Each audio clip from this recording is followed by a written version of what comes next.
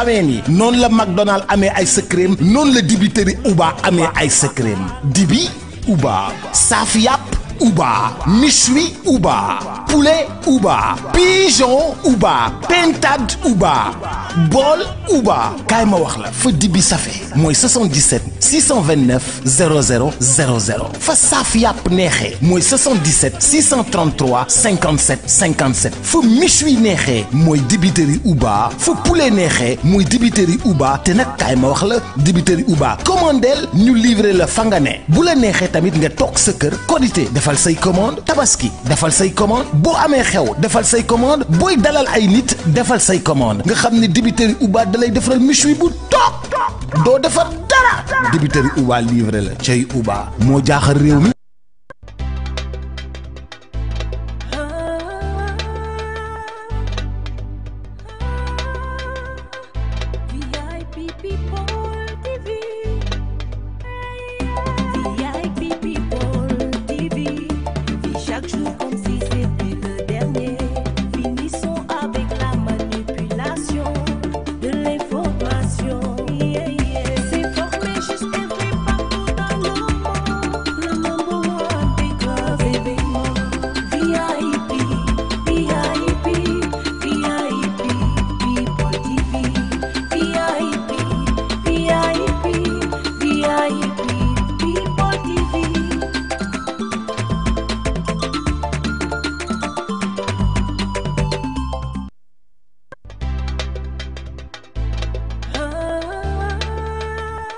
du pays keneen bu fi ñëwee après ci xeex boobu la ay nit décédé ñu koy regretter mais le combat initial contre le gouvernement de Macky Sall c'était pour de meilleures conditions de vie pour les Sénégalais bu fekkee le combat initial moo nekkoon pour de meilleures conditions de vie pour les Sénégalais Sonko ak Diomaye ñëw mënuñu remplir cette condition là mais tey popularité bu Macky Sall am ñoom ñoo ko may le président Macky Sall popularité bu Macky Sall nekk di am Sénégalais sympathie bu ñu commencé am ci Macky Sall c'est parce que ñoom ñoo nekk di échouer Sénégalais yi di xalaat régime Macky Sall ak di am nostalgie du régime de Macky Sall am na ñu bari tey Macky Sall fu mu génn ñëpp daw dem déglu ko fu mu def interview ñëpp dem partager ci ko mais ce sont des Sénégalais ce ne sont pas forcément des militants de l'APR Macky Sall bu mu doon génn réew mi sa popularité avait chuté drastiquement presque benn Sénégalais gëmatu ko woon Sénégalais bëggatu ko woon mais tey boo xoolee la cote de popularité de Macky Sall mu ngi gën a yéeg chaque jour pour lan parce que Sénégalais yi dañoo nostalgique ci régime Macky Sall comme qui dirait que ce régime est en train d'échouer parce que bu régime nekkee fii en place nit yi di fàttaliku démb wala di am nostalgie d'hier c'est parce que ñi fi nekk ils n'ont pas satisfait le peuple c'est ça la vérité. Voilà Mohamed, la nature a horreur du vide. Mohamed, merci beaucoup. La nature a horreur du vide. Tey wallahi lazim 54% yi wàcc na wàcc boo xamante ni tey buñ mën ne woon élection am na diggante Diomaye ak Macky Sall ni ngeen xam ne problème am na ci réew mi de Diomaye laa wax de peut-être Sonko gagné mais tey bu ñu ne woon élection amoon na tey diggante Diomaye ak Macky Sall boo leen moytuwul jëlaat pouvoir bi lu leer laa leen expliquer lu leer naññ ni midi laa leen di expliquer billahi sur des faits yoo xamante ni maa ngi koy observer fan yii yépp ci laa ko basé man dëgg rek laay wax.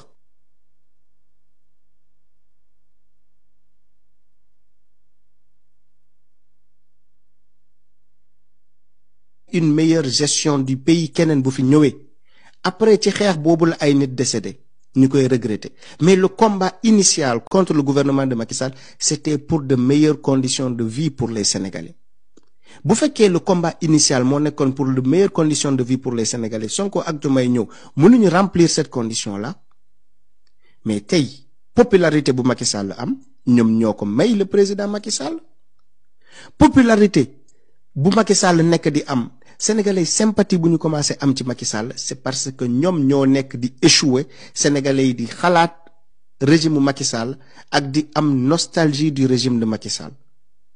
Et qu'on a découverte ici,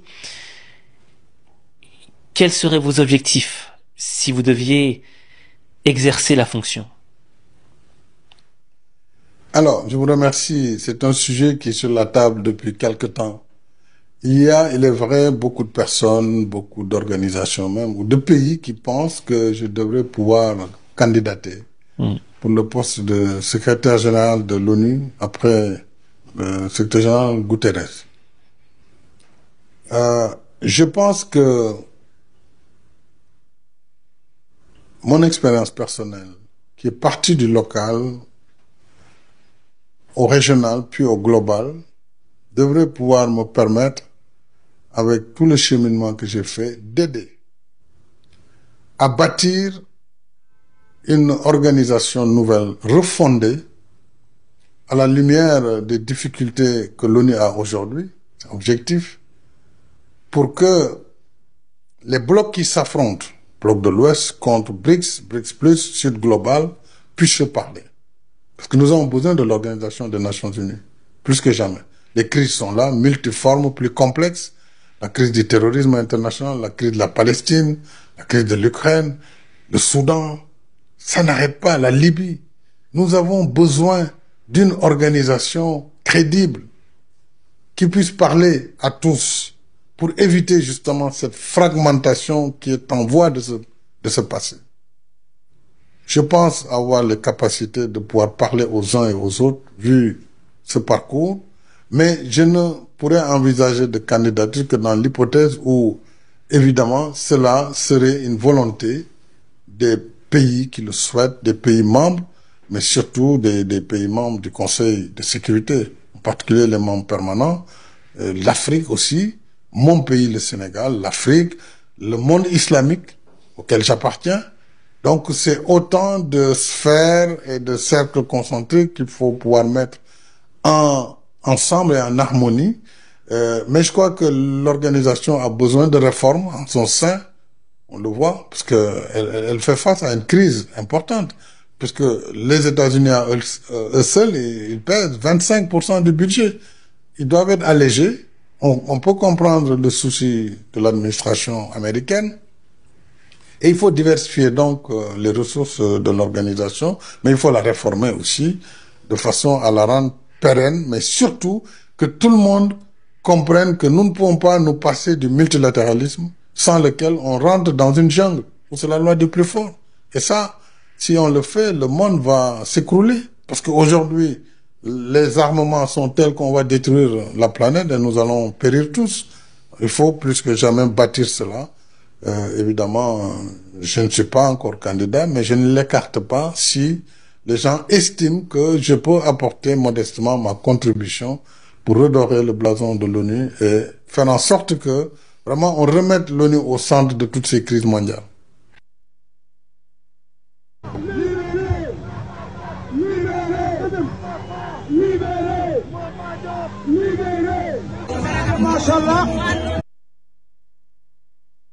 Demneeri départ àndandoog ñoom ba fi Sénégal waaye xam ngeen ni Louga département fukki maire la ak juróom-ñaar la ko tàmbali ci Jumóoru Ka Kër Momar Sarr jëm yoo di ba ca lew na libéré libéré libéré libéré libéré mbooloo de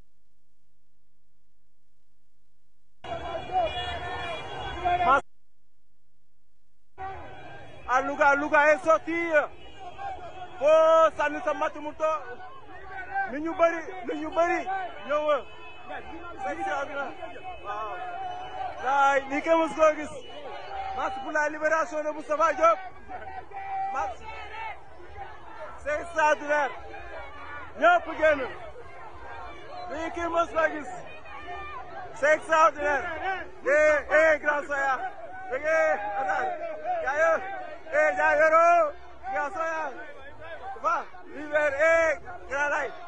c'est extraordinaire. Nit ñi ñëpp génn. Perte de vue là. Louga demande la libération du ministre maire Moustapha Diop.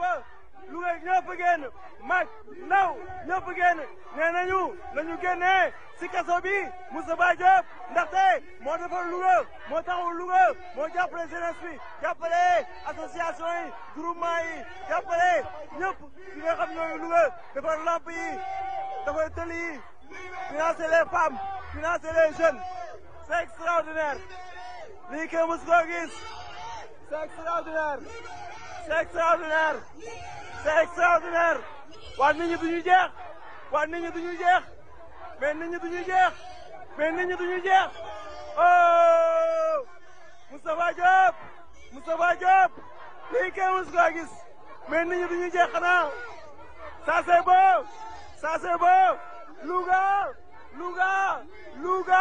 Moustapha dégg jaay fay Louga lii kenn mës koo gis mais nit ñi xanaa duñu jeex mais nit ñi xanaa duñu jeex mais nit ñi xanaa duñu jeex mais nit ñi duñu jeex ça c'est beau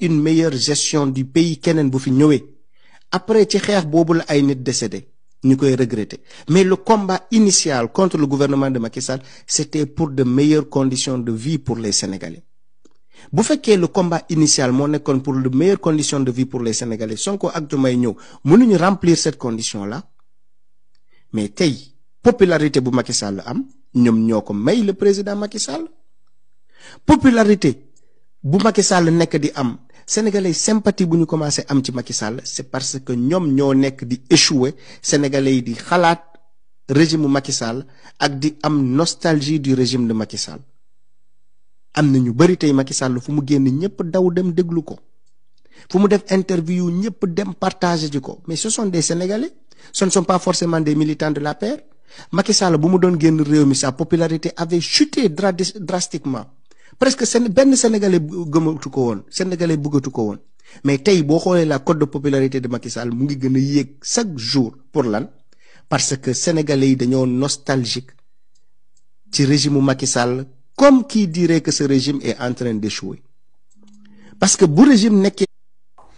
Merci de nous rester fidèles, amis internautes, vous qui nous suivez partout à travers le monde en direct sur la chaîne des grands événements VIP People TV, comme son nom l'indique, s'informer juste et vrai. Comme ni ma koy faral di waxee, abonné leen bës cloche de notification bi ngir mën a jot yeneen vidéo en exclusivité. Su ngeen abonné ba noppi nag da ngeen di continuer foofu ca live bi ngeen di continuer daal di tapoter cœur bi comme ni ñu koy defee tous les lundis del soit fii ci seen bii di VIP People TV indi leen seen beneen numéro pause café nag tey dañuy dem ba fa lañ nga xamante ni maanaam mooy ca Canada jamono ji yaakaar naa ni ñeenti waxtu moo teg juróom-ñetti minutes foofu nga xamante ni mooy ca Canada fii ci Sénégal muy juróom-benni waxtu yu teg juróom-ñetti simila fii moo tax tey ji dañuy dem seeti ji kenn nga xamante ni moom la ñuy dalal tey ci pause café du kenn nag ku dul ki nga xamante ni doomu Sénégal la mu doon activiste doon un républicain lenn moo ko ñor muy état de droit lenn moo ko ñor muy la justice lenn moo ko ñor muy indépendance de la justice moo tax tey ji muy xeex jëmale ko daal ci suñu Sénégal bi nga xamante ni gis nañu jamono ji daal nu mu tëddee dafa mel ni yooyu ma fi jot lim yëpp daf fi daal di tumuranke ci biir loolu nag moom la ñu bëgg a waxtaanal tey ci biir waxtaan bi nag yaakaar naa ni dina yaatu ndaxte dinañu waxtaane ci mandat d'arrêt contre Madiambal Diagne dinañu waxtaane ci li nga xamante ni maanaam mooy interview bi nga xamante ni Macky Sall def na ko démb ci H5 motivation mu doonoon nag benn étoile bu doon briller à travers le monde tey jii mi ngi woon fële ci Atlantique Council doon défendre li nga xamante ni mooy le continent africain suñ fa jógee aussi danañu waxtaan ci li nga xamante ni mooy interview bi nga xamante ni l'actuel chef de l'État de son excellence monsieur Bassirou Diomaye Diakhar Faye accordel na ko ñi nga xamante ni maanaam mooy France 24 jëmale ko ci li nga xamante ni mooy FMI dette cachée ak lépp lu jëm ci li nga xamante ni daal mooy traque contre l'ancien président de la République Macky Sall bi nga xamante ni Guy Marius Sagna dafa bëgg ñu traduire ko ci haute cour de justice ci biir loolu nag dañuy dem ba Canada fekk ji fa l'activiste républicain Omzo dalal ko su suñu plateau pause café Omzo maa ngi lay nuyu di la ziar di la dalal ak jàmm ci suñu émission pause café fii ci VIP People TV.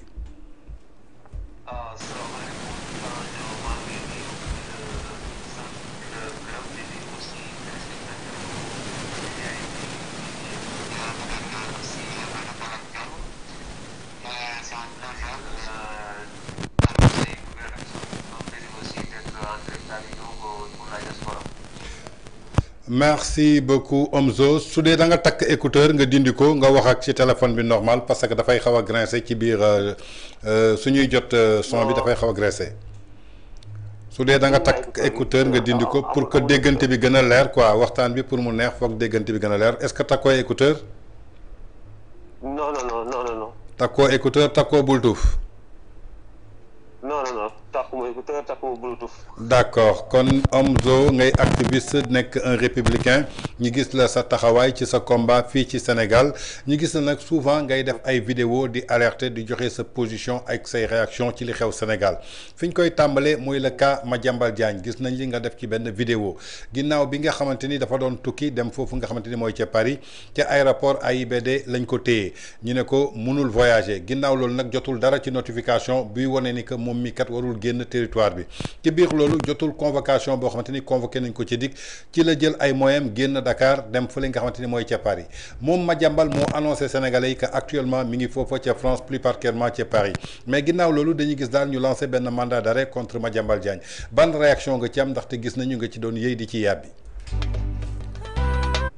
dafa Sénégal dafa régressé.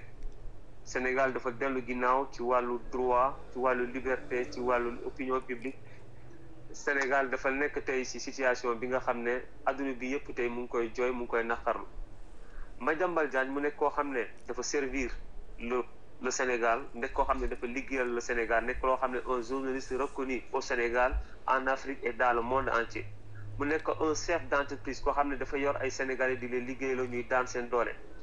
mu nekk aussi ki nga xam ne dafa yor entreprise boo xam ne bokkul dara ak entreprise bu presse bu journalisme mu créé entreprise am mu ci liggéey ak ay yeneen partenaires tey Madiambal Diagne bu demee ba ñuy naan CENTIF daf ko cité te CENTIF notifié yu ko Madiambal Diagne mu ne day gën a dëkk bi dem ba aéroport ñu ne ko doo gën a dëkk bi te amul benn notification boo xam ne juge d'instruction jagleel na ko wala indi nañ ko convocation ba ne ko yow doo gën a dëkk bi. Madiambal Diagne Sénégalais bu ñu fàtte Madiambal Diagne greffier la déjà def na droit xam na yàlla lan la conseil lan la constitution Sénégal lan la ko may en tant que citoyen sénégalais Madiambal Diagne bu mu yëgee coow li xaritam moo ko woon ne ko dëgg naa ni yow da am rapport bu la épinglé mu ne man de yëguma ko mu ne bu dee noonu la demee man damay jël samay précaution dem voyager pour gën a dëkk bi bu mu demee gën dëkk bi mu def toutes les formalités ci aéroport ba dem ba presque waaj a embarqué si la ko policiers yi ne yow de il faut ñu vérifier bu dee yow war nga gën wala waroo gën ñu toogloo ko ci aéroport bi pendant 4 heures de temps pour ñu mun a jot ñu war a woo maanaam c'est-à-dire il faut ñu woo pour Madiambal war na voyager wala waru voyager non dañ doon woote pour xam bu de Ousmane Sonko day ne Madiambal Diagne du gën Sénégal wala du te des biir Sénégal loolu moo jël ba 4 heures du matin si la Madiambal Diagne ñu ne ko doo gën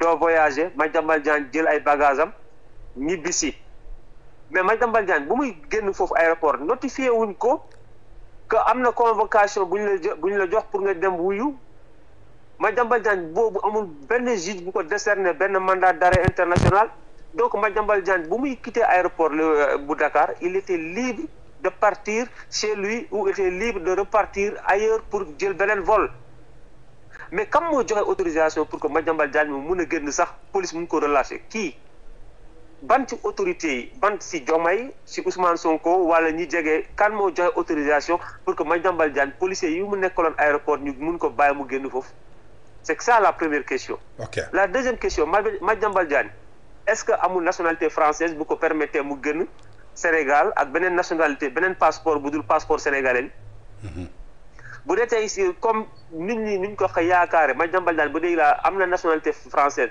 bu ñëwee France fii France du extrader doomam mandat d'arrêt international bi c'est nul et caduc c'est-à-dire boo defee mandat d'arrêt international depuis temps Macky Sall ñu ngi def ay mandat d'arrêt international contre Kaysof Mollah Morgun Akhenaton est-ce que mus nga gis ñu jàpp leen indi le Sénégal non loolu musul am parce que mandat d'arrêt bu ñëwee juge d'instruction fii France mandat d'arrêt bi day dem ci juge moom mooy xool dossier bi est-ce que kii jar na ñu yóbbu ko wala jarul ñu yóbbu ko mais surtout koo xam ne doomu France la dafa am nationalité française ok donc tey lii yëpp c'est de la diversion parce que tey Macky Sall génn na adduna bi yëpp mu ngi waxtaanee Macky Sall ñu ne non il faut ñu yëngal dossier bi nga xam ne sénégalais dinañu fàtte Macky Sall ñu mun a concentrer sur cas Madiambal Diagne d'accord waaye Tange Madiambal Diagne depuis Abdou Diouf Abdoulaye Wade Macky Sall Madiambal Diagne dafa yàgg ci état xam les rouages xam les secrets d'état Madiambal Diagne moom mooy la personnalité bu génne Adji Sarr dëkk bi yóbbu ko Madiambal Diagne moom moo ne na Ousmane Sonko def déclaration de patrimoine am ba tey Ousmane Sonko ñemeewul def déclaration de patrimoine am donc Madiambal Diagne dafa nekk koo xam ne il dérange l'état pacifiant il dérange le régime en place il est le seul aujourd'hui capable de tenir tête à ce régime et de le faire tomber. D'accord. Ousmane Sonko bu ne ma maay moom day tourner page Madiambal Diagne mu jublu ci problème mu askan bi problème mu sénégalais yi. D'accord. Omzo nga nekk un activiste républicain ngay xeex lépp lu jëm ci injustice di défendre état de droit wax nga ko nag Sénégal dafa mel ni état de droit daf fi tumranke dañuy dugg ci forme bi parce que version yu bare génn na ci Madiambal Diagne est-ce que tey état du Sénégal su fayiruloon ci mission est-ce que Madiambal Diagne dina génn tey Sénégal ndaxte Madiambal su doon dañ ko notifié OSTM muy opposition de sortie du territoire sénégalaise mu jot ko en bonne et due forme est-ce que Madiambal dina jël risque pour jël avion dem AIBD ne day tukki ji sachant que dañ ko fay humilier benn ñaareel ba nee nga benn xaritam moo ko ne dégg naa ni dañ la cité ci rapportu CENTIF mu doon rapport boo xamante ni CENTIF cellule administrative la su jotee rapport am kenn la ko war a jébbal muy le procureur du ko jébbal sax ministre de la justice kon xaritu Madiambal Diagne boobu naka la def ba rapport bi fuité tegu ci loxoom est-ce que loolu aussi du ay manquement yoo xamante ni mën nañ ko souligner ci état bu Sénégal beneen bi ci topp Madiambal tey jii su amoon opposition de sortie du territoire comme nuñ ko waxee est-ce que dina jàll premier contrôle bi nga xamante ni soo enregistré ba jot sa boarding pass mooy fi ngay taxaw ci policiers yi teg sa empreinte ba noppi daal di photo est-ce que dina ko jàll kon du ko jàll Madiambal jàll na boobu jàll fi nga xamante ni fa ngay teg sa bagage jaar ci scanner mais fi mu waroon embarquer foofu lañ ko fekk est-ce que réellement Madiambal Diagne amoon na interdiction de sortie du territoire d'après éléments yi nga xamante ni jot naa ko listé su dee loolu am na est-ce que erreur bi tey nekkul ci ministre de l'intérieur bi nga xamante ni tey jii moo lancé un mandat d'arrêt contre Madiambal Diagne d'autant plus que Madiambal dawul ñu comme nu bëri nuñ ko prétendre parce que ku daw da ngay laaxatu te Madiambal bu mu eggee France moom moo tweeté xamal ni que jour biñ ko bañee mu jaar aéroport au Sénégal la def ay moyens ba dem ca France photo wu ne bientôt dina ñibbisi pour jàkkaarloog justice day préparer défense am tey défaillance yi nga xamante ni état du Sénégal lañ ko noté ba noppi ñu bëgg a jël responsabilité bi teg ko ci benn mbir muy Madiambal dafa daw. xam nga tey Tange. Bamba Cissé dafa war a démissionner. Bamba Cissé première mission bu mu amoon. mooy déjà décerner en bonne et due forme opposition de non sortie pour Madiambal Diagne defu ko. Madiambal Diagne la frontière u Sénégal yëpp mooy nga jëlee aéroport bu Dakar wala bu Bakel wala bu Gambie. frontière sénégalais yi dafa perméable c'est-à-dire mun nga jaare fu nekk mun nga duggee fu nekk. tey bu demee bu responsabilité ñu war ko situer moom ñu mu limogé ñu mu sanctionné ils n'ont rien fait ñooñu dañuy def seen liggéey. dama la wax sànq dafa am autorité bu nee nañu bàyyi Madiambal Diagne mu génn aéroport foofu. ban autorité la kàll. Bamba Cissé il devrait démissionner parce que il est le responsable de cet échec. mais Omzo Madiambal jaarul AIBD Madiambal Gambie la jaar volu Royal Air Maroc la jël. waaw léegi bu demee ba jaar Gambie. donc léegi pourquoi ñu limogé ñi nga xam ne AIBD lañ nekk. mooy question ils n'ont rien à voir ak foofu. waay. Madiambal Diagne bu demee ba mu dem Gambie mais fan la jaar policiers yu mu fekk ci checkpoint yooyu lan la contrôlé lañ ko. dans les normes c'est pour te dire que la sortie de Madiambal Diagne nit bu xam pexe la bu am xam état la. mais bu leen fàttee ni aussi Juan Branco def nañ ko fi mandat d'arrêt international. mu dem dugg Sénégal. dem ba toog ak Bamba Cissé nga xam ne avocat la nekk ci barreau wu Sénégal. mu dem mu toog ak koo xam ne état wu Sénégal daf ko lancé mandat d'arrêt international. Bamba Cissé mu affiché wu ak Juan Branco. teewul Juan Branco mu jëlaat même chemin boobu mu génnaat ba Mauritanie lañ ko jàpp. ñoom ñoo ko doon dimbale pour mu génnaat. donc moom Bamba Cissé moom moo doon dimbale Juan Branco tey la même chose ndeysaan yàlla buy atte dafa atte ci Bamba Cissé bu mu nekkee ministre de l'intérieur. même cas bi produire ci moom ministère am. il doit démissionner. Ouais. il doit démissionner et pour man tey je lance un appel aux forces de défense et de sécurité nañu jël seen responsabilité ça face à cette situation les hommes politiques ils sont en train di yóbbu dëkk bi ci kaw bu musul am sans précédent un dangereux précédent et ñëpp xam nañu ni que Bamba Cissé il n'a ni la capacité ni les compétences ni le pouvoir pour être un ministre de l'Intérieur Bamba Cissé il est là pour régler les problèmes de Ousmane Sonko martyriser la population sénégalaise et tous les opposants qui vont se lever et les leaders d'opinion ñu am seen xalaat di ko wax ci dëkk bi maître Bamba Cissé dafa ñëw pour def le sale boulot de Ousmane Sonko donc pour moi c'est quelqu'un qui doit démissionner immédiatement parce qu'il a prouvé dès sa première mission son échec. D'accord donc suñu jàppee ki nga xamante ni mooy commissaire de police bi nekkoon aéroport international Blaise Diagne Bamba Cissé dafa jël décision boo xamante ni tey jii daf ko rétrogradé maanaam injustement te loo xamante ni tegu ko fenn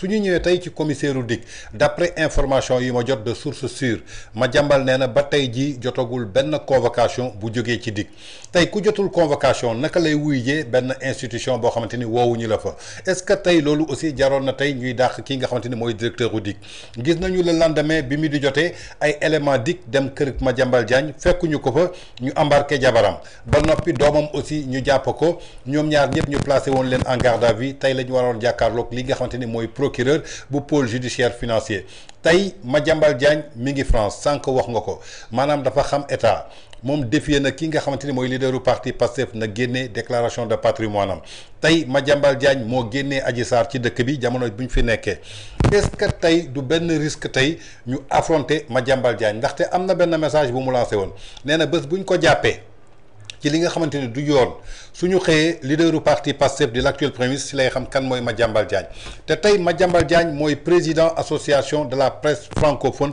fii ci Afrique mu regroupé lu toll ci plus de 250 ay journalistes est-ce que Madiambal demul France pour sécuriser ji ay informations d'autant plus que am na lu bëri loo xamante ni xam na ko ci état est-ce que tey du benn risque boo xamante ni tey jii ñu bëgg a acharné wu ci kaw Madiambal Diagne jàpp ko injustement.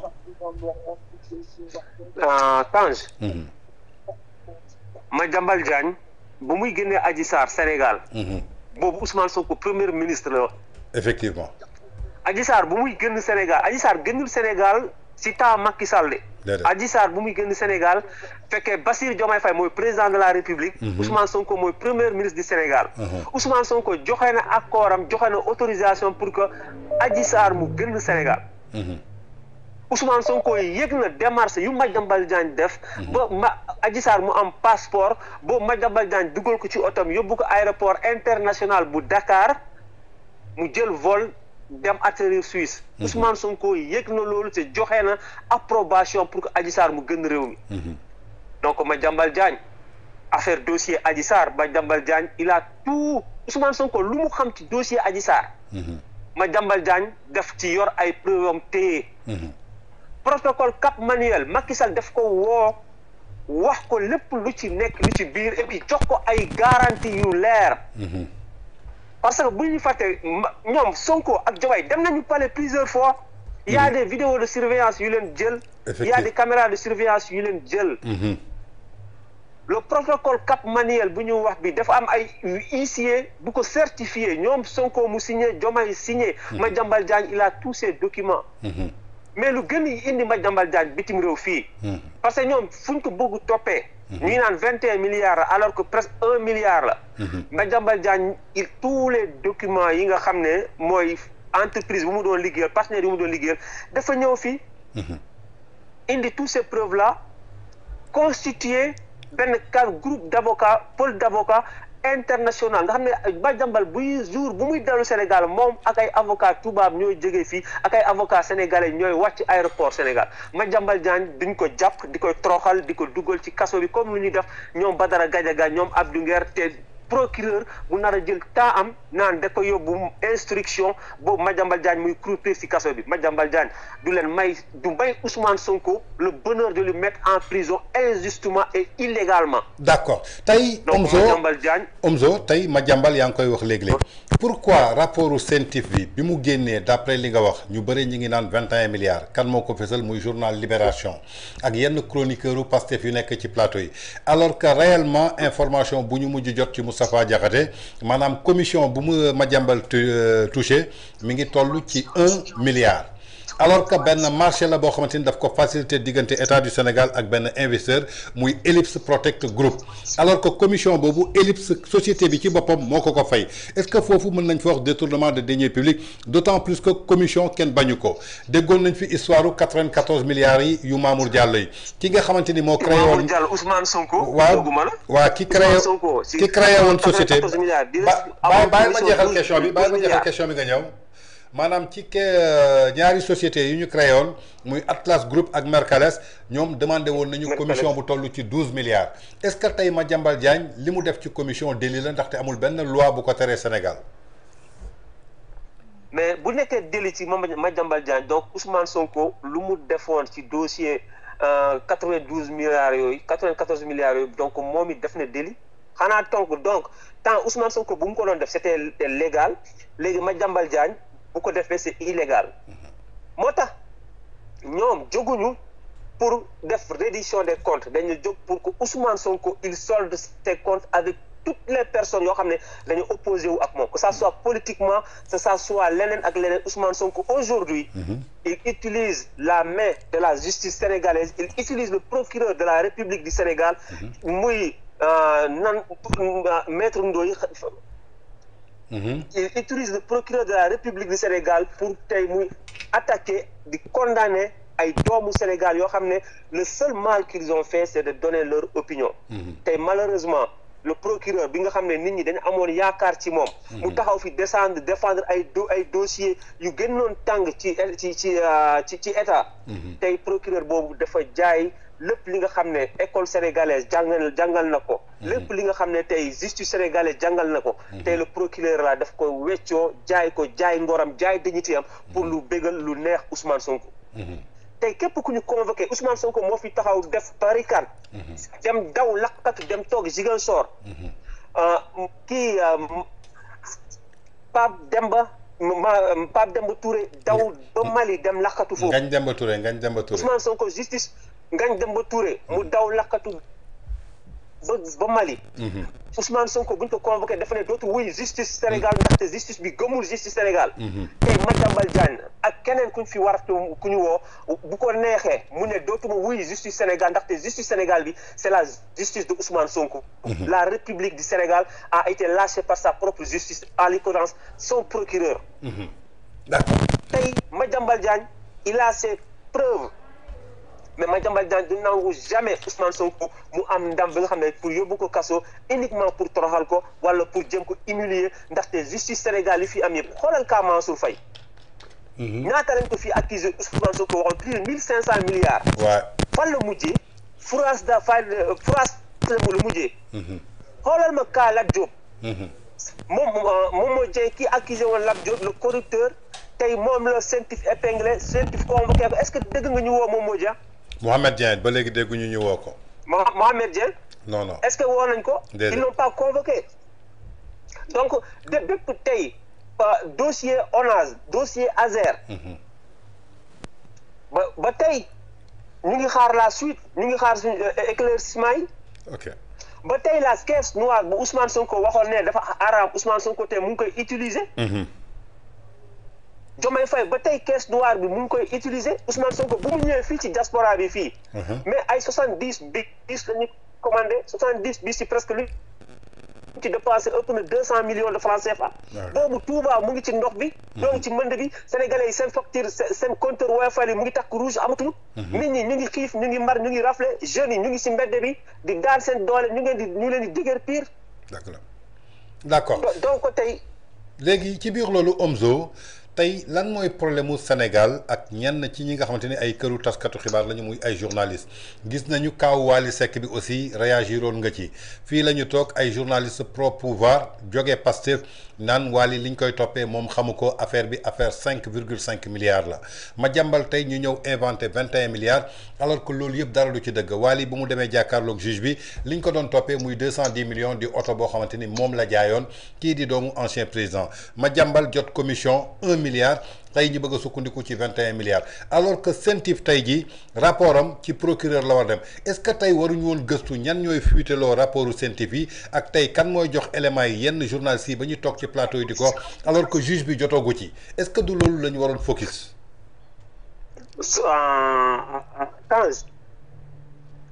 Ouais. Rapport CENTIF. Les PV yi nga xam ne boo buñ la convoqué police ñu lay entendre ñuy fuiter tout ça c'est Ousmane Sonko. Comment c'est lui rapport bu fi fuiter mais comment c'est lui. rapport bu fuiter Sénégal Ousmane Sonko moo nekk ci ginnaaw. ah ouais. du temps de Macky Sall amul benn rapport bu mos a fuiter fii à part Pape Alé Niang toog na fii mu ne yor na fii rapport bi nga xam ne dafa épinglé benn général. Pape Alé Niang Pastef la nekk. waaw mais boobu dafa juum boobu ma ne boobu dafa juum général bu mu doon wax sax kooku du général. bu ñu ko convoqué fii waaw bu ñu ko convoqué Madiambal Diagne quand on l'a convoqué. dafa ne man sama PV du mos a fuité. pourtant PV am fuité wul mais tous les autres yoo xam ne convoqué nañ leen seen PV dafa fuité. fan la fuité ci ay télévision yoo xam ne ay sans limite ñoom Ngoné Saliou ak ay tous les télé yoo xam ne tey pro Pastef lañ nekk. ñoom ñooy fuité les TV là. journalistes yi ñooy toog ñu ne suba Tange war nañ ko jàpp Tange wax na li Tange wax na li procureur mu xëy suba mu convoqué la. donc journalistes yi pro Pastef ñoo xam ne tey Ousmane Sonko moo leen di fay ak Pastef ñoo leen di fay ñun ñëpp xam nañ ko ces journalistes là dañuy recevoir tous les mois ay fonds yu Wave lañ leen defal ay virements ay transactions. bu ñu toogee bu ñu xëyee seen plateau yi ñuy xëy di yàqu gor yi. mais est-ce que am nga ci preuve aussi di leen sosal. ma ne ko li ngay wax est-ce que am nga ci preuve projet bi. est-ce que ñoom ñoo leen di fay. Ousmane Sonko moom mooy fay tous ces chroniqueurs là. ah ouais. preuve convoqué na leen palais convoqué na leen fii ñu toog mu toog ak ñoom ñëpp ci salle muy wax Azoura Fall chroniqueur u Kalla. Pastef.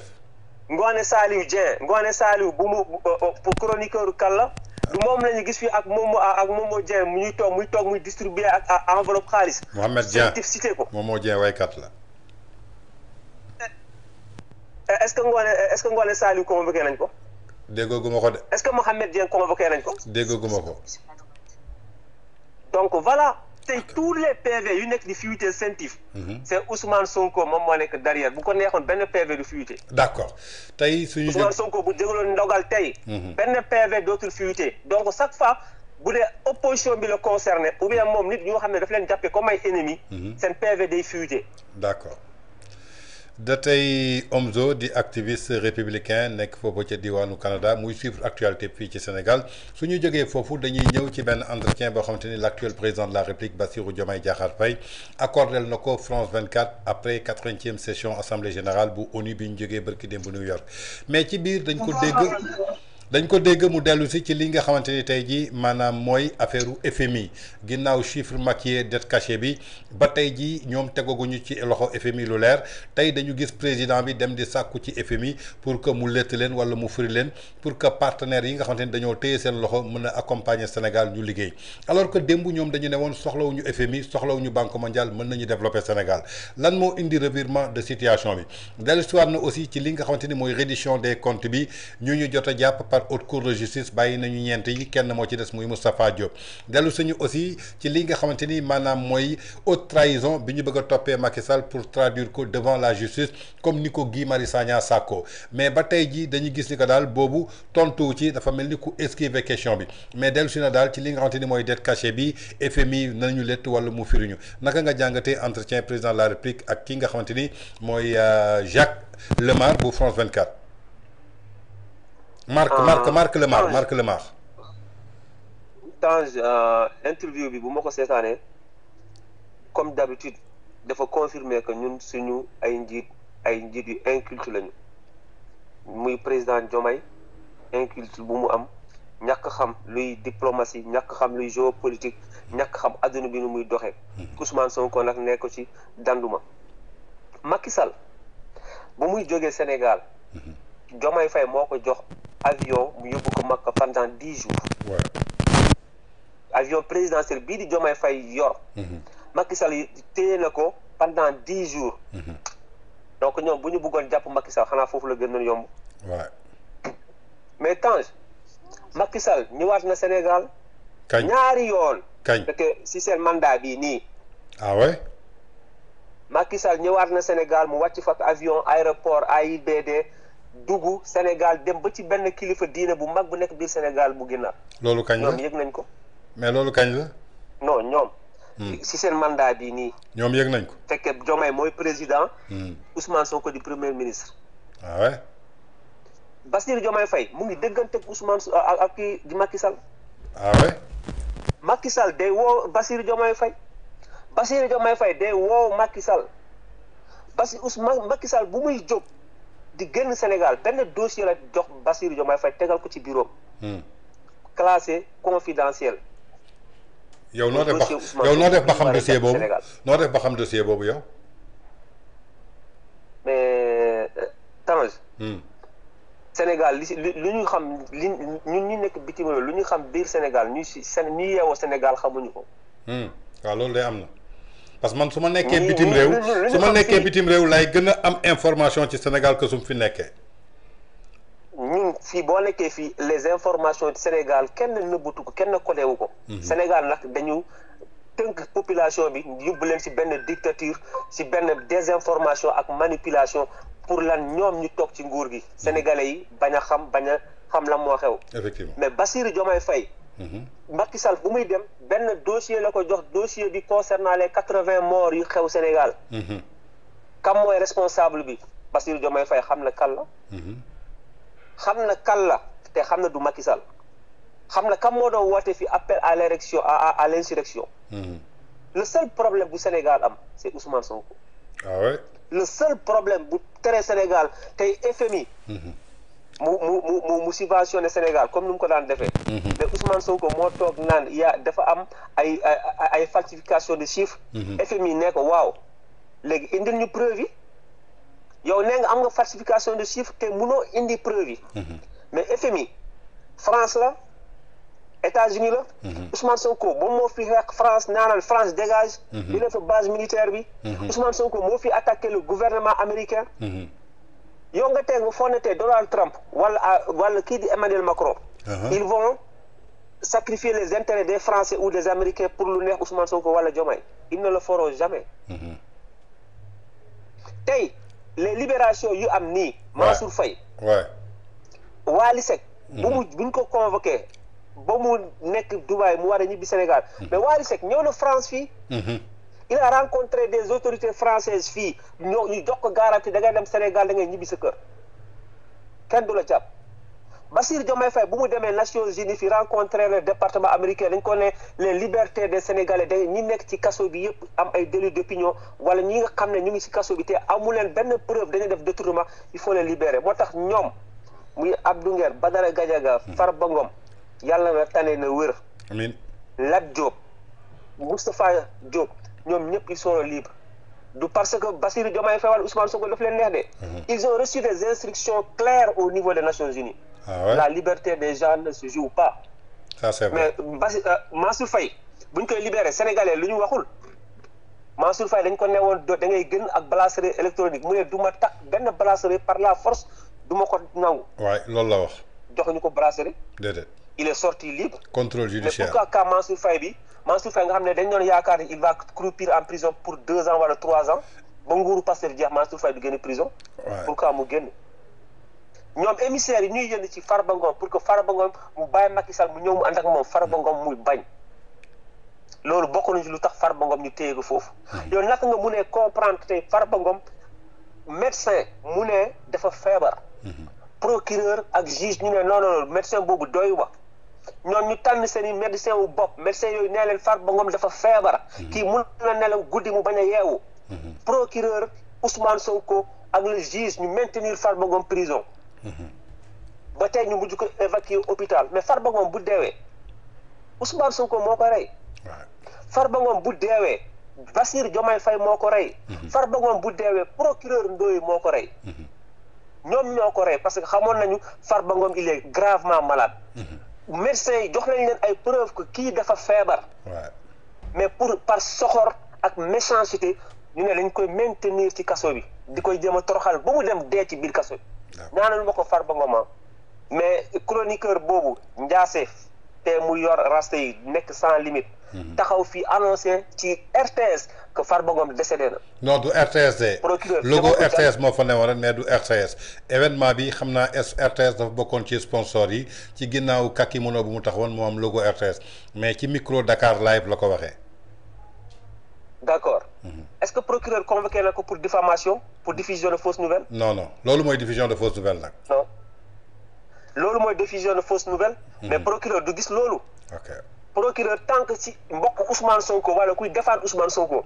boo saagoon justice sénégalaise sax du la woo. El Malick Ndiaye taxaw na fi ne justice sénégalaise bi jour bu ñu accordé Barthélémy Diaz mairie bi ñoom dinañu effacer le conseil constitutionnel. la cour suprême. tey moo tax cour suprême mu retiré. tey ban Sénégal la ñu nekk un Sénégal de dictature. d'accord. un Sénégal boo xam ne c'est état pacifié képp ku wax lu méngawul lu Ousmane Sonko wax dañ lay jàpp tëj la ci kaso bi. d'accord mais Omzo tey ñoom. Omzo tey par rapport ak dette cachée bi par rapport ak chiffre maquillé gis nañu ay experts financiers ay économistes démentir ko démonter ko ci plateau TFM nee nañu dette cachée mënul am ci état parce que xaalis boo gis dafay jógee ci banque ñëw ci beneen banque.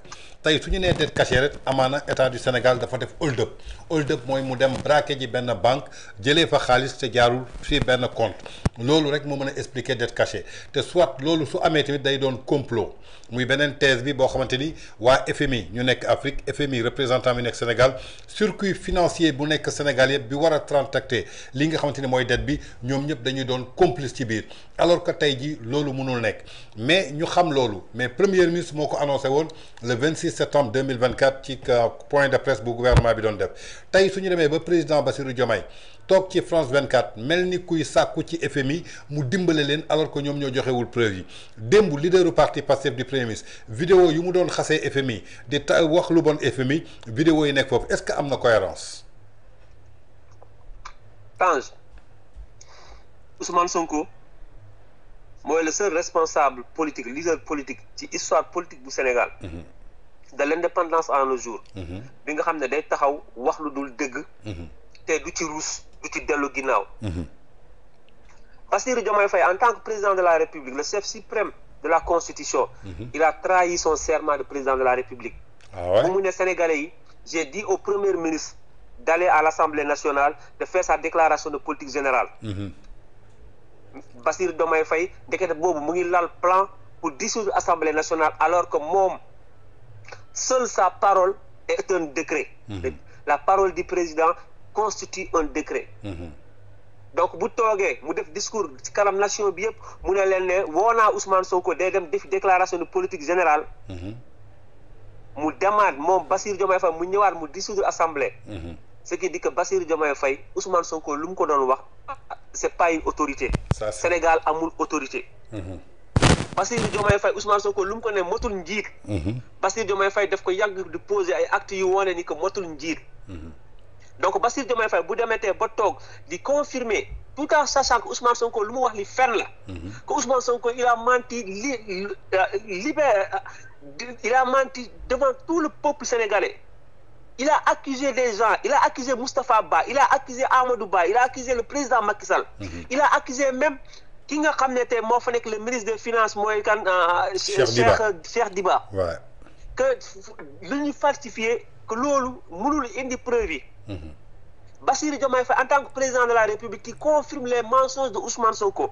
Donc ce qui veut dire que Bassirou Diomaye Faye il a mis Ousmane Sonko au-dessus de la nation sénégalaise, au-dessus des populations, au-dessus de la constitution du Sénégal. Donc pour moi, Bassirou Diomaye Faye, nous Ousmane Sonko taxawoon ne il ne reconnaît pas Macky Sall comme président de la République. Je pense que Bassirou Diomaye Faye il doit démissionner et organiser des élections pour que tey bu dee moom Ousmane Sonko la bëgg jox réew mi. ñu organiser élection bu dee Sénégalais yi dinañu voter Ousmane Sonko. ñoom ñoo xam bu dee Sénégalais yi dañuy voter keneen moo gën. Mais Bassirou Diomaye Faye pour man tey il n'est plus digne d'être le président de la République du Sénégal. D'accord. Il n'est pas digne d'être un président de la République du Sénégal. Ousmane Sonko moins di nekk le premier ministre du Sénégal ñëpp ci àdduna bi ñu xam ne tey kii du kuy wax dëgg. kii c'est un inculte maanaam kii xamul ba dara luy état nu muy fonctionner ak lam mooy état. lan mooy secret d'état Ousmane Sonko xamu ci lenn Ousmane Sonko lenn rek la xam ci état mooy la violence la force mooy di ko jël ko teg ko ci askanam. D'accord. Donc suñu jógee ci entretien président de la République Bassirou Diomaye Faye ci micro France 24 bi mu jàkkaarloo. mais Tange doguma la Tange mandat d'arrêt bu ñu wax dañu koy lancer ba Macky Sall. waaw. mais ñoom pour nga lancer mandat d'arrêt international si un ancien président de la République. qui a organisé des élections libres et transparentes. Seul un pays comme le Sénégal, les gens ils votent le dimanche et le lundi les gens vont travailler, nous élire un président de la République, il prend fonction en l'espace de 10 jours. Même aux États-Unis, nous avons fait élection, ils ont 3 mois pour que le président ait le pouvoir. Tay Macky Sall bu ñu accusé dictateur la. reykatu nit la que Macky Sall ku bon la. Tay àdduna bi ci monde arabe yi.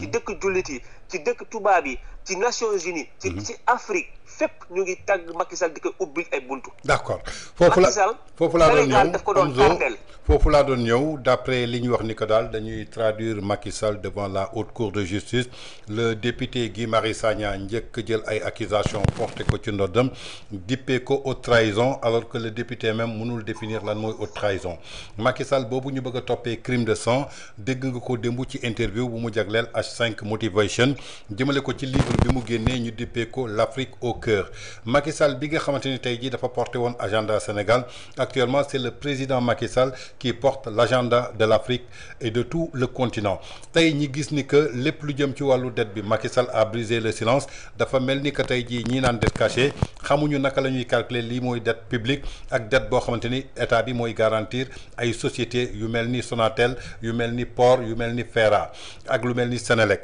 tey ñëwaat na ci li nga xamante ni tey jii moo jëm ci wàllu li nga xamante ni mooy suñu ressources naturelles yi ak ay réalisations yoo xamante ni bàyyi na ko fi muy exploitation pétrole ak gaz bi nga xamante ni réussir na ko ci diiru 4 ans ñoom ñi waroon fekkee exploitation bi commencé commercialiser tey ñu plonger le pays dans li nga xamante ni maanaam mooy une crise profonde.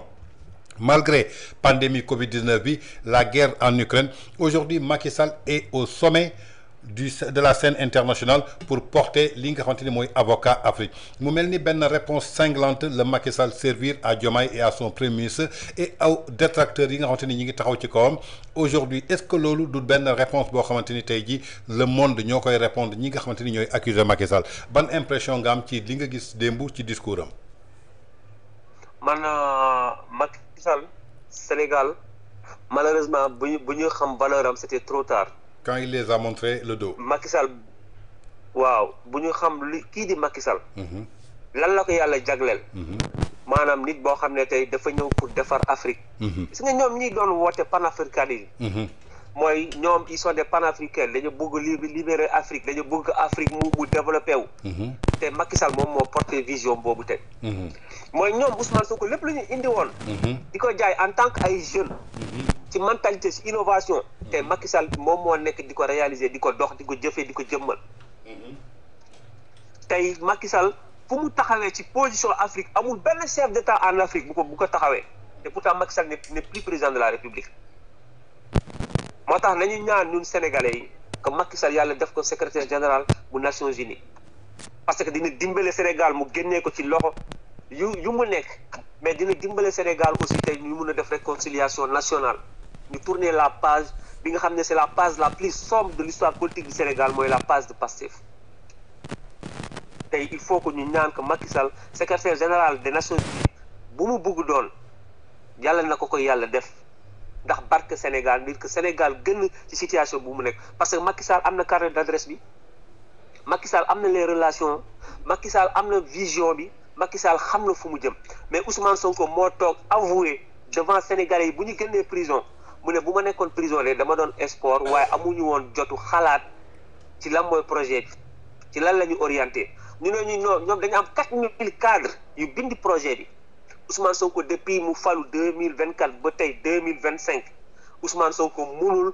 chaque 3 mois mu génneel ñu benn vision benn plan bu bees tey ñu ngi ci plan de redressement tey ñu ngi ci vision 2050 barki dem ñu ngi woon ci leneen ak leneen donc chaque jour Pastef Ousmane Sonko am na benn programme bu bees waaye ce qui est bien dans tout ça lu baax ci loolu yëpp mooy tey Bassirou Diomaye Faye jël na toutes les responsabilités jox ko Ousmane Sonko suba Sénégal bu amee crise économique Sénégal bu amee pauvreté bu amee famine bu amee inondation Ousmane Sonko dootul ne Bassirou Diomaye Faye joxuma pouvoir yi de Ousmane Sonko dootul ne il n'était pas au pouvoir te Bassirou Diomaye Faye jox na ko léegi yëpp Bassirou Diomaye Faye dafa nekk comme le prince d'Angleterre comme le roi d'Angleterre mooy toog ñu lay jox ngay lekk ngay export ngay voyager ci avion yi Ousmane Sonko tey moom mooy responsable Sénégal tey lépp lu fa xew képp kuñ fa jàpp Ousmane Sonko moo la jàpp képp kuñ fa tëj Ousmane Sonko moo la tëj képp koo xam ne tey lu metti dal na la Sénégal xamal ni Ousmane Sonko parce que rêve bu mu waxoon xale yi bu leen jël gaal bu leen dem ci géej bi des leen Sénégal ñu liggéey Ousmane Sonko moom moo ñëw jël ay jeunes yóbbu leen Espagne ñuy dem 8 ay raisin Ousmane Sonko moo jël jeunes yooyu tey bàyyi leen ñu génn Ousmane Sonko moo jël njabootam génne leen yóbbu leen Canada fii ay doomam ñu ngi fii donc tey Ousmane Sonko njabootam nekk na en sécurité Ousmane Sonko njabootam tedd nañu ba ilaa yow muy diin Ousmane Sonko dootul nekk pauvre moo tax demeewul def déclaration de patrimoine am ndaxte kër yu mu yor Dakar Ousmane Sonko il faut mu expliquer Sénégalais yi naka la mu ne amee fortune boo xam ne ñu ngi koy évaluer à 17 milliards Ousmane Sonko ñemewul génne bien am ñemewul wax ñaata la yor ci alal Ousmane Sonko dafa nax Sénégalais yi dafa tromper Sénégalais yi dafa jouer sur la naïveté de la jeunesse sénégalaise léegi tey posture Macky Sall bi nga xamante ni am na ko ci 80e assemblée générale bu Nations Unies mu doon pour la première fois dans l'histoire en Afrique le deuxième orateur bu assemblée générale bi ñu jógee foofu gis ko mu présider li nga xamante ni mooy sommet partenariat public privé mu jógee foofu nga gis Macky Sall tey jii nuñ ko doon sargalee foofu nga xamante ni mooy Nations Unies par les chefs d'État les plus puissants tey jii may wax ak yow le 29 jamono ji mi ngi woon fële ci Atlantic Council pour porter plaidoirie Afrique bi nga xamante ni tey ji lépp lu jëm ci wàllu suñu ay minerais tey Macky Sall moo porté combat boobu aujourd'hui il est devenu l'avocat de l'Afrique tey suñu doon naan États-Unis d'Amérique Donald Trump mooy président bi tey suñu ne woon Union africaine dafa mel ni c'est le président Macky Sall qui est le président kooku tey ñi ne dañ koy toppee ay crimes de sang ci benn réew bu toll ni Sénégal toll ci 18 millions d'habitants te ñi nga xamante ni tey jii ñoo jiite réew mi doon ay aventuriers ci wàllu li nga xamante ni mooy gestion étatique lan mooy expliquer loolu.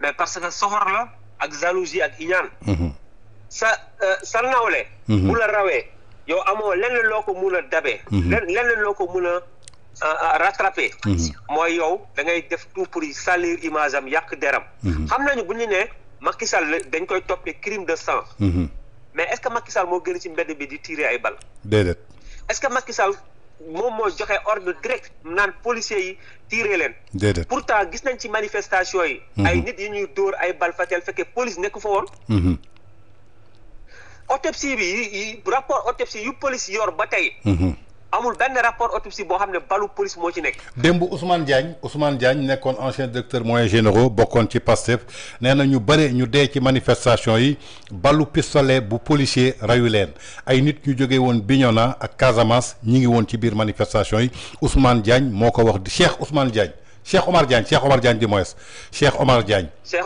moo ko wax mais loolu Ousmane Sonko moo leen jëlee Casamance mais Ousmane Sonko moo leen joxoon rendez-vous ka Ousmane Sonko bu mu demee def barricade boobu bu muy jógee Ziguinchor di ñëw mais y a des centaines et des centaines de jeunes yu jógee Ziguinchor jógee Guinée jógee Gambie ñu mobiliser pour dem Dakar c'était pour faire un coup d'état c'était pour daaneel nguur gi et l'État heureusement que l'État a été fort quand je parle de l'État je parle de l'État central maanaam nos forces de défense et de sécurité maanaam général Moussa Fall général Kandé ak ay moromam le policier qu'on a mis par terre dóor ko ba jël brique dóor ko mu génne mu ngi yor armam jëlul armam tiré pour défendre sa vie tey policiers yooyu dañ leen waroon a sargal dañ leen waroon rendre tous les honneurs lu war parce que ils se sont sacrifiés pour que tey Sénégal reste un état de droit tey policiers yooyu la ñu jéem a dindi manipuler amnistie bi Amadou Ba pour que ñu mën a jël tort bi def ci kaw policiers yi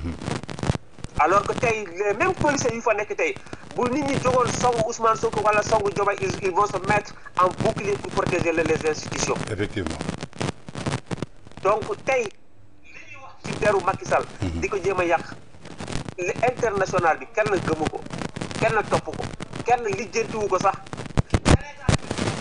amul kenn gëm ni Ousmane Sonko lu mu doon wax ci Macky Sall dëgg Sénégal ñëpp tey à l'unanimité xanaa ñoom mouton yi mooy xar yi ñoom waa Pastef ñoom ñi nga xam ne tey dañ leen nekk si une folie bu kenn mënul imaginer. ñoom ñoo nekk di gëm discours Ousmane Sonko que tey Macky Sall dafa rey ay nit Macky Sall moo yónnee ñu rey ay nit.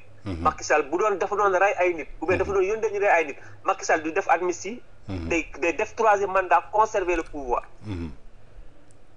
d'accord mais tey Macky Sall boobu ñu gis ni que place bi nga xamante ni mi ngi koy occuper au sommet international est-ce que tey ñoom lien bi doxoon seen diggante ak Macky Sall bi nga xamante ni dem nañu këram ñaari yoon seeti ji ko dem palais seeti ji ko jox ko avion présidentiel est-ce que tey intelligence mayul woon tey le président Bassirou Diomaye mu jël Macky Sall def ko grand frère am dénk ko noppam pour que mu mën a réussir moom mission bi ñu ko dénk ci boppu Sénégal est-ce que du noonu la waroon taxawee. mais Bassirou Diomaye Faye tant que mu ngi jiital Ousmane Sonko ci kaw nation bi ci kaw république bi. Bassirou Diomaye Faye du agir lucidement. parce que tant que mu ngi déglu. lu bëgg Ousmane Sonko maanaam dem ci xeex ak Macky Sall ak lépp lu jóge woon Macky Sall et puis xeex bi dafa yemalewuñ ko rek ci Macky Sall mais nga nekk mbokku Macky Sall wala nga jege woon Macky Sall wala nga bokkoon ci gouvernement bi képp ku jege Macky Sall Ousmane Sonko daf la jàppee yow noonu nga mu dem ba mu am léegi ñaari Sénégal waa Pastef ak les sénégalais yu bokkul Pastef lépp ku wax sénégalais bu bokkul Pastef pour ñoom seen ennemi nga donc dañ la war a combattre mais Bassirou Diomaye Faye te bu jege Macky Sall muy dëgganteeg Macky Sall te ñoom ñaar ñoo ngi dëggante muy waxtaan ak moom Macky Sall mun na ko teg ci vision teg ko ci axe ndaxte tey partenaire international yépp plan Sénégal émergent bi la ñu reconnaître PSE bi mooy programme buy dem ba 2029 ci Sénégal. Donc bépp gouvernement bu ñëw tu es obligé nga conformer wu ci PSE bu Macky Sall bàyyi fii après loolu yow nga indi sa plan wu bopp sa programme wu bopp. mais boo demee da ngay couper PSE bi indi sa programme wu bopp mais partenaires financiers yi du ñu suivre parce que dañuy gis ni que yow tâtonnement moom moo am Sénégal. Bassirou Diomaye Faye dafa war a dàq Ousmane Sonko ci gouvernement am mu def beneen premier ministre boo xam ne Sénégal moo ko ñor. Bassirou Diomaye Faye il faut que mu gëm ni que yàlla moo ko fal. Ousmane Sonko bu munoon fale boppam lay fal moom lay fal. Ousmane Sonko yàlla falu ko parce que génnul ci Sénégal. Bassirou Diomaye Faye yàlla moo ko fal parce que yàlla moo gis lu nekk ci moom lu nekk ci Ousmane Sonko mu jox ko nguur gi.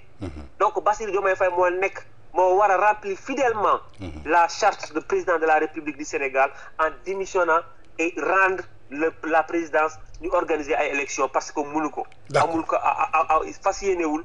d'accord jël la patrie def ko au-dessus Ousmane Sonko. d'accord wala cas contraire mu dàq Ousmane Sonko ci gouvernement bi mu jël premier ministre koo xam ne il est apolitique kooku liggéey ak moom réew mi mu ànd ci ak président Macky Sall ñu liggéey Sénégal. d'accord mais Omzo si sa biir wax dégg naa la ñaari yoon nga ne président Bassirou Diomaye Faye mi ngi dégganteeg président Macky Sall wax nga ko ñaari yoon est-ce que du fekk ci li nga xamante ni kii yi foofu wax na ko bërki démb nee na kii nga xamante ni mooy Diomaye dafa nekk di.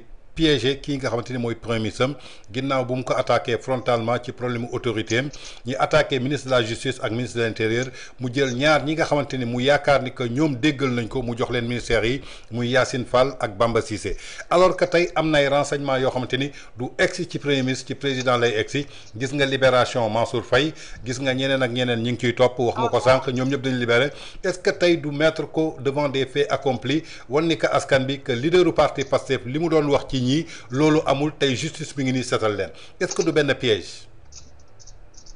mais loolu laa la wax sànq dama ne Diomaye. dafa delloo lenge yëpp Ousmane Sonko.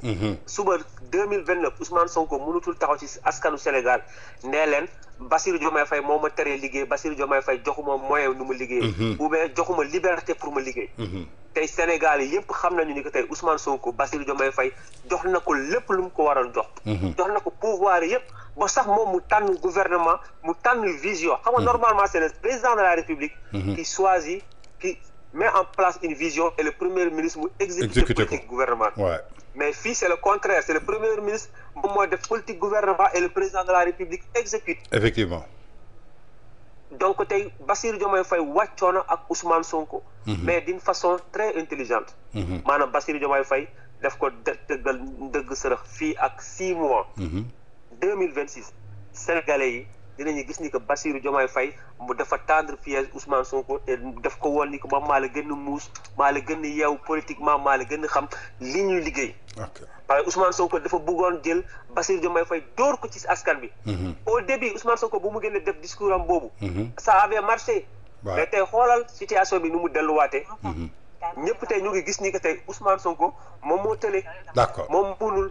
kon donc xamul fan lay jëm. loolu day fekk situation sénégalais yi. ma ne ko loolu day fekk si tey jii lu Kayz Fof waxaat Kayz Fof xam nañ ko panafricaniste la doon défendre projet Pastef nee na tey fu Pastef fi nga xamante ni foofu la ñu échoué seen échec bi total moo wane ni que tey Macky Sall di continuer di briller au moment bi ñu nekkee ñoom ci ay détails tey Macky Sall mi ngi nekk di briller sur la scène internationale. gis nañu démb Waly Diouf Bodian nee nañu suñu defoon li ñu waroon def waa APR yëpp la ñuy jàpp alors que tey moom directeur du port la. moom xamul luy justice yorul dossier yorul dara est-ce que tey du seen échec en 18 mois moo prouvé tey jii sénégalais yi rappelé wu ni que Macky Sall était le meilleur président parce que le 1er octobre mi ngi jëm fële nga xamante ni mooy ci Arabie Saoudite war a fekkee li nga xamante ni mooy ndaje bi nga xamante ni dañ ko jagleel wàllu cybercriminalité. waaw mais xam nga tey cybercriminalité tamit nu mu taxawee. cybercriminalité gis nañ fi Abdou Nguer mu porté plainte. gis nañ fi Bassirou Fofana mu porté plainte. gis nañu fii Aïssatou Diop Fall mu porté plainte. Farba Ngom porté plainte mu porté plainte. Serigne Saliou Gueye. Serigne Saliou Gueye mu ngi wax di def désinformation di def manipulation. gis nañu fii ñeneen ak ñeneen ñu porté plainte cybercriminalité. waaye cybercriminalité lijjantiwul dossier yooyu. cybercriminalité dossier yu ko Ousmane Sonko nee na ko lijjanti yooyu lay lijjanti. maanaam ñoom chroniqueurs yi. ñoom journalistes yu Pastef yi dañuy toog ci télé yi di surveiller yeneen journalistes yi yeneen chroniqueurs yi toog ci yeneen télé ou bien keneen beneen nit bu def benn vidéo ci TikTok ñu yónni police mu dem jàpp la procureur Ndoye chargé wu def la instruction mandat de dépôt donc tey cybercriminalité alors que waroon na mën a accentuer wu ak tey terrorisme bi nu mu jegee Sénégal ñu ngi naan suñu frontières yi dafa imperméable suñu frontières yi baaxul cybercriminalité si loolu la waroon mën a taxaw. D'accord. ay cas yu mel ni Kocc foofu je les félicite. je les encourage ñu le fekk ñu arrêté Kocc. ak vidéo yu mu doon diffusé yëpp. loolu mooy rôle cybercriminalité waaye pas chroniqueur wala pas benn homme politique bu wax réponse am ci Ousmane Sonko homme politique que waa cybercriminalité dugg ci affaire boobu procureur dugg ci affaire boobu pour mun leen tëj alors que Sénégal c'est un dëkk de droit la. On est libre de dire notre opinion sans craindre que procureur wala cybercriminalité mu dugg ci. D'accord. Omzo fi ñuy tàññalee waxtaan bi li ñu jotee ci waxtu bareetul juróomi simine moo ñu jotee nga rebondir vite fait ci li nga xamante ni gis nga ko muy spectacle bi ñu nemmeeku ci Kër Massar ñu gis fa le maire di Bilal Diatta bokk ci parti bi di Pastef doon def déguerpissement en tant que maire ñu gis ko muy xeex publiquement di attaquer ay journalistes yu ñëwoon def seen liggéey surtout dolli mu doon jigéen mu en même temps di xeex ak ki nga xamante ni mooy naataangoom maire bi nekk Kër Massar Nord lii nga xamante ni mooy marchand ambulant yi muy xeex ak ñoom alors que tey posture am en tant que maire da ko tere loi bu Sénégal day tere li nga xamante ni mooy bagarre en public yow foofu nga nekk ci Canada xam nga nit sañoo wax ak moom bay xeex ci mbedd France sañoo ko tey ñi gis ki nga xamante ni day woote boppam responsable bokk ci ki nga xamante ni tey jii dañ ko gis muy tuutal jigéen alors que président Macky Sall ci interview am gis nañ ko muy sargal jigéen ci chanson bi nga xamante ni génnee na ko muy le coq chante le jour paraît tout s'éveille dans le village ginnaaw bu mu xamee ni que pour que le couscous le bon couscous soit prêt mu ne ko femme debout femme du courage mais boobu Bilal Diatta mi ngi toroxal ay jigéen fii ci Sénégal en tant que maire noo jàngatee incident bi. waaw xam nga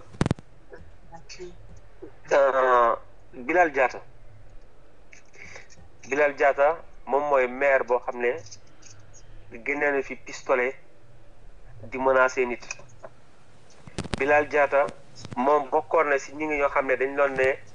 bokkoon nañu ci ñi doon posé bëggoon def ay cocktail molotov mooy doon def appel à l'insurrection ñi nga xam ne ci événement 2021 yi 2024 moom bokk na ñi ñu arrêté woon def leen prison te Bilal Diatta te bu demee bu muy jàpp benn citoyen simple ndaxte kooku mu ngi xëy di daan doolem yor marchandise am di jaay ñu bugg leen déloger yóbbu leen feneen te joxuñu leen beneen place ngay saaganteeg di dóoranteeg kooku ba di dóoranteeg gendarme bi di saaganteeg gendarme moo lay woon ni que tey dirigeant wu Pastef li ko jëlee ci seen leader Ousmane Sonko.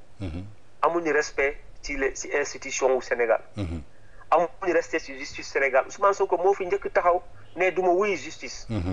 police bu ñu ñëwee bunti këram barricade ga moom ak doomam dañuy génn Ousmane Sonko muy manqué de respect police sénégalaise. gendarmerie bu fa newoon.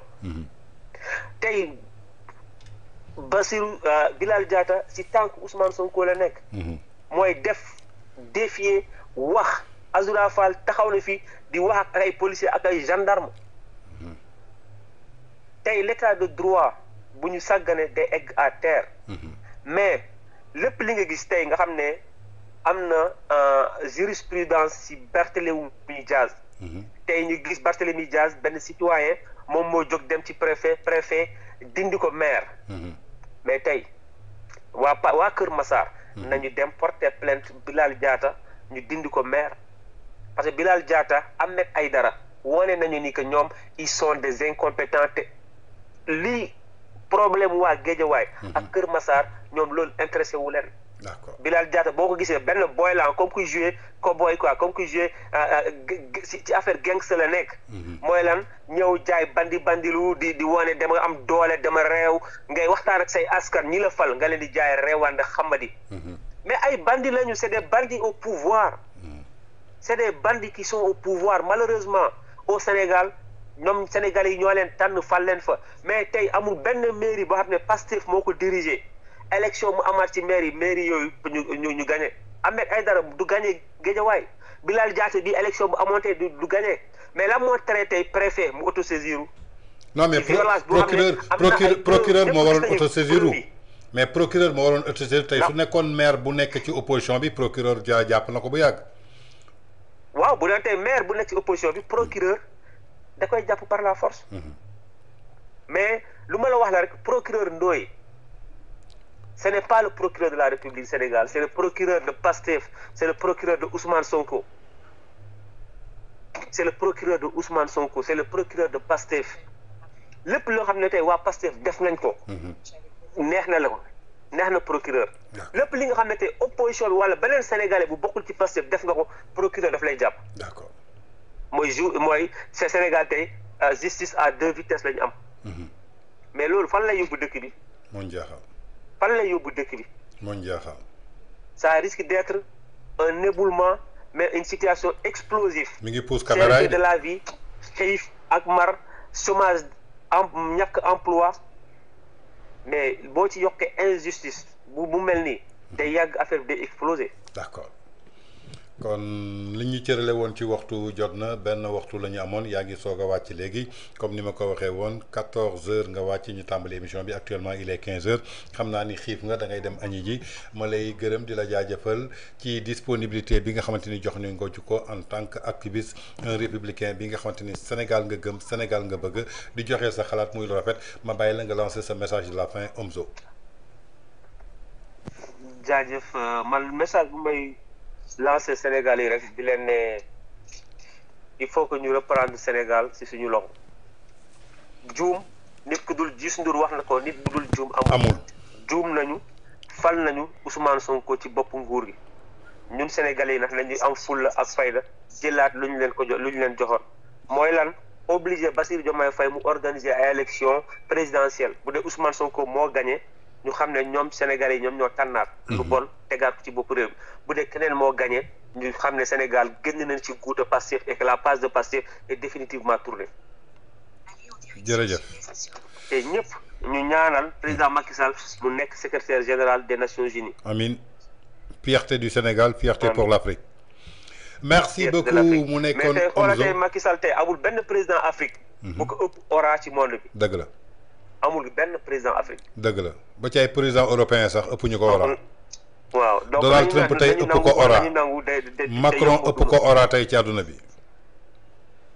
Les coqs chantent ne jouent pas. doo continuer.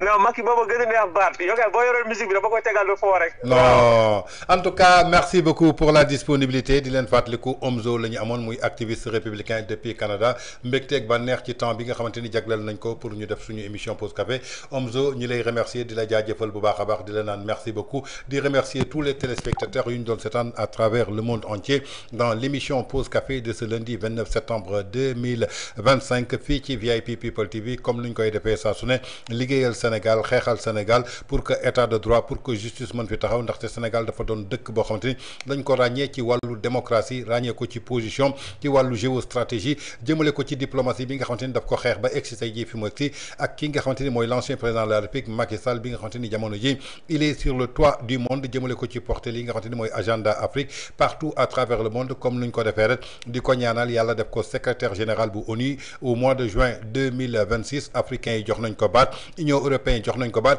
su ko defee day doon fierté doon ndamu li nga xamante ni mooy Sénégal bi nga xamante ni fii la juddoo plus particulièrement mu doon africain tey dina bokk ci africain yoo xamante ni ay décideurs lañu yàlla jagleel ko mu doon doomu Sénégal je crois que képp kuy yeewoo ci Sénégal mbégte la war a doon ci yow bànneex la war a doon ci yow ndaxte jéego yi nga xamante ni gis nañu fan yi mu koy teg en tout cas ñëpp ci war a ànd di leen gërëm di leen jaajëfal di leen jox daje beneen yoon et restez surtout scotchés car nos programmes ça continue toujours sur VIP People TV tout de suite vous allez me retrouver encore dans Actu du jour.